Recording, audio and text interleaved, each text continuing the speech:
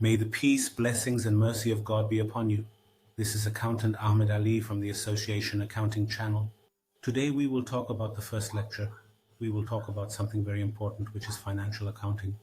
There are a lot of questions on the importance of accounting.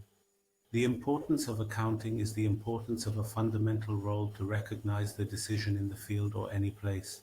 The calculator helps it in making many decisions, surprising decisions, current decisions, or decisions on this basis. You know the importance of accounting. The first thing that surprises users is who knows the definition of accounting. The first thing that interests users is the participation of maximum companies or small companies. What is important is the purchases and marketing of money and holds a very important place